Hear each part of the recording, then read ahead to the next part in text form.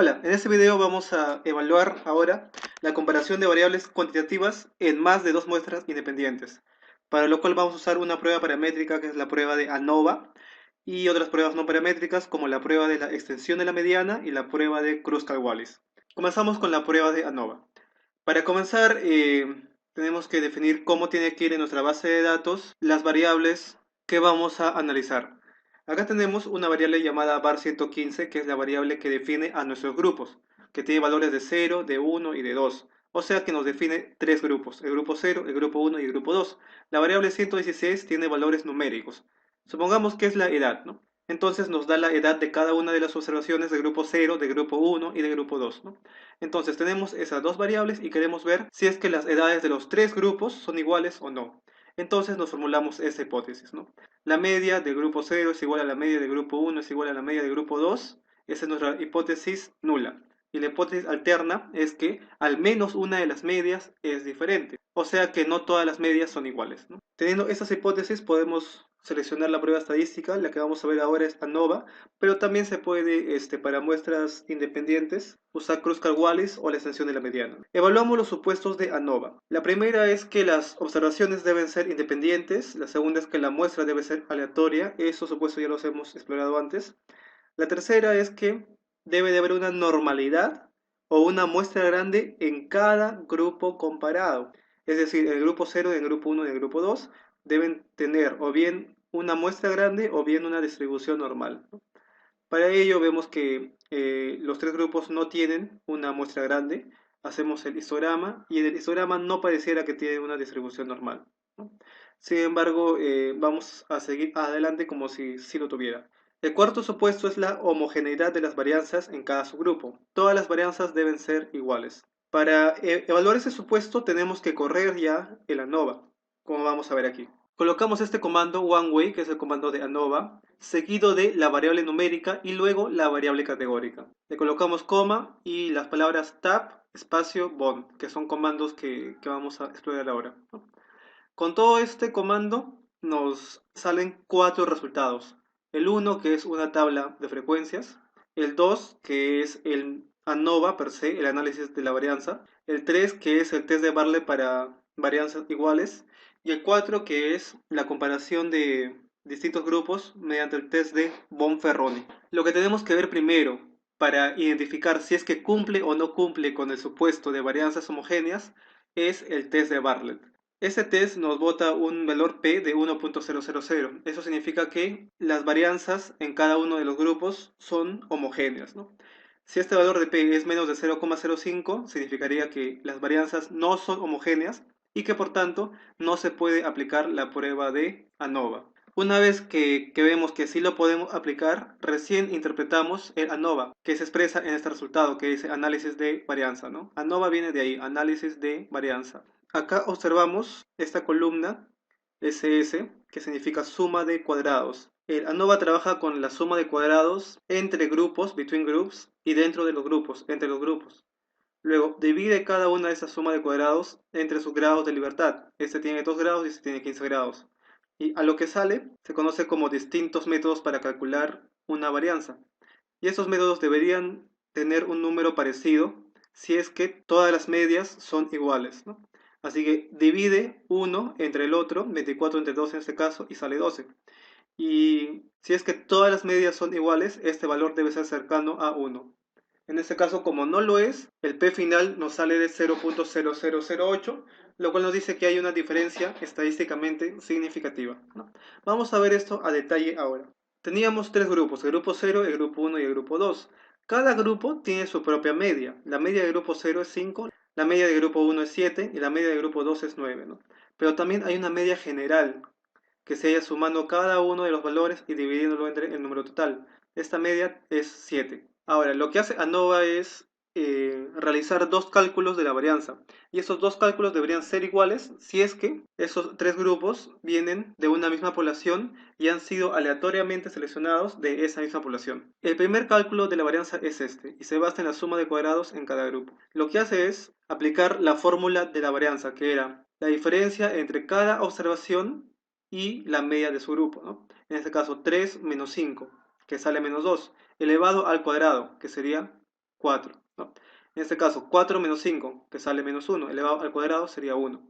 Y así va sumando cada una de las diferencias al cuadrado, ¿no? Acá también, 5 menos 7 sería menos 2, al cuadrado sería 4. Y lo mismo con el último grupo, ¿no? En total tiene 18 valores para sumar, ¿no? Acá está esta suma que nos sale igual a 30. A esto se conoce como suma de cuadrados en cada grupo.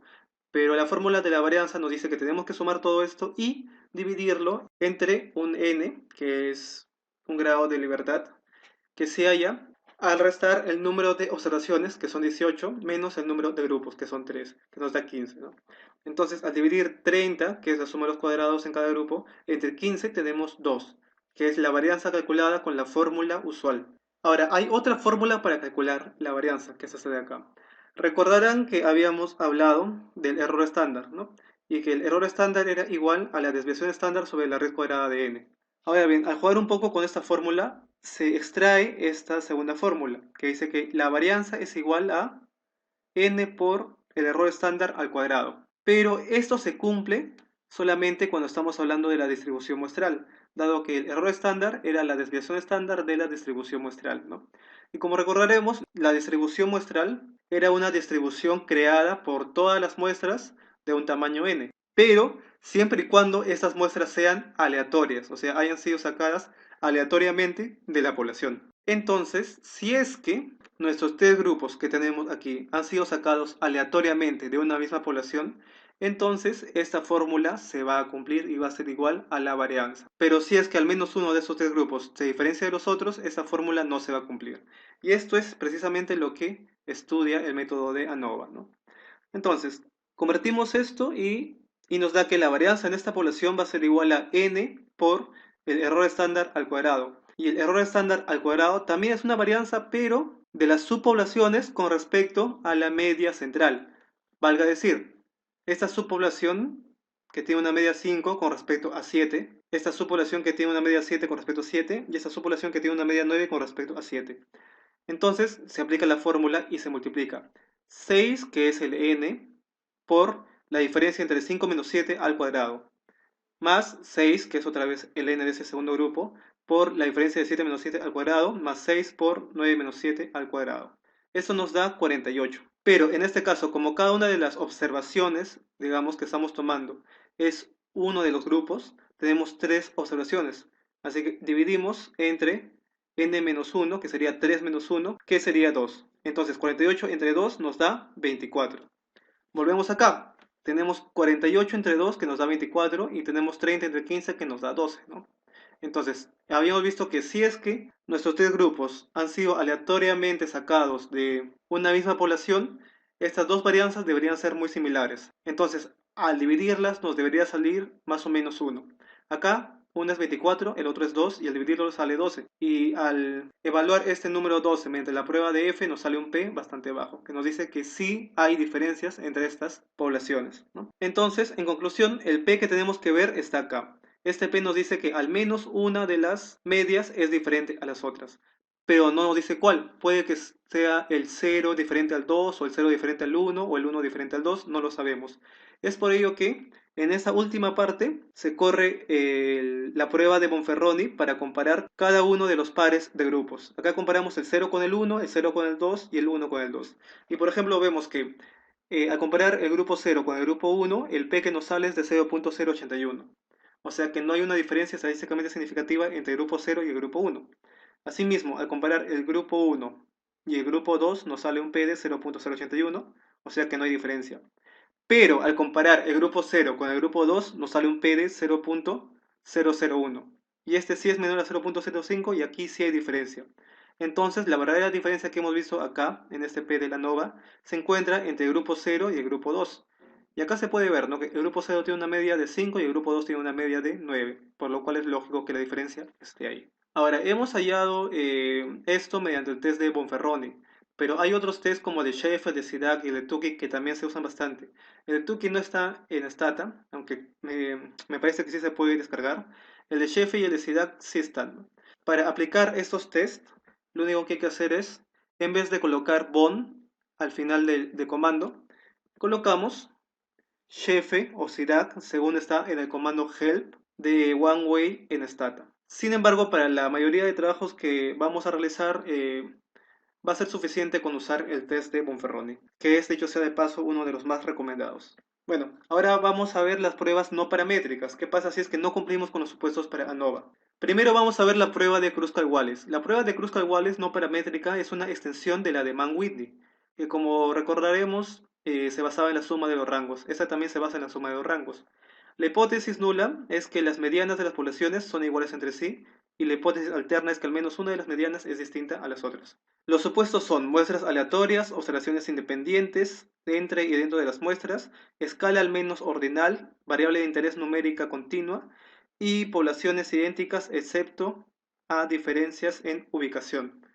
Para evaluar este último supuesto, tenemos que hacer un histograma y en este caso, por ejemplo, vemos que las tres poblaciones son idénticas excepto por su ubicación. El comando que vamos a ejecutar es este, kwallis age, by treedrog, siendo age la variable numérica y treedrog la variable categórica. Nos da algo que ya conocíamos, la suma de los rangos, algo que también habíamos visto con Van Whitney, y aplica una prueba de chi cuadrado para hallar un valor de p. En este caso nos dice que sí hay una diferencia estadísticamente significativa con un p de 0.0012. O sea que al menos una de las medianas es diferente. Pero ¿cuál? Acá no tenemos una prueba de Bonferroni que nos diga cuál. Así que lo que hay que hacer es correr Kruskal-Wallis entre los grupos 0 y 1, entre 0 y 2 y entre 1 y 2.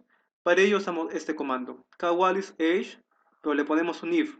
Solamente córreme el Kruskal-Wallis si es que esta variable de treedrog es igual a 0 o que está representado por esa raya vertical o esta variable de treedrog es igual a 1. Entonces, te corre el Kruskal-Wallis, pero solamente con los valores de 0 y 1 del treedrog. Acá nos sale significativo. Cuando lo hacemos con 0 y 2 también nos sale significativo y cuando lo hacemos con 1 y 2 también nos sale significativo. O sea que en verdad las tres medianas son diferentes entre sí. Cuando no tenemos esos supuestos, podemos usar la prueba de extensión de la mediana, que tiene las mismas hipótesis y que es, como su nombre lo dice, una extensión de la prueba de la mediana, ¿no? Los supuestos son solamente que hay un muestreo aleatorio, que las muestras sean independientes y que la escala sea al menos ordinal. El comando es este, median var2, var1, siendo var2 la variable numérica y var1 la variable categórica. Y lo que hace es crear una tabla donde pone en cada columna cada una de las categorías de la variable 1 y dos filas, una que sea si es que es mayor o si es que no es mayor a la mediana, ¿no? Y según esa distribución, evalúa una prueba de chi cuadrado. Bueno, eso es todo por ahora. Recuerden usar el comando help para saber más sobre estos comandos. Y en el siguiente video veremos sobre comparación de dos variables cuantitativas.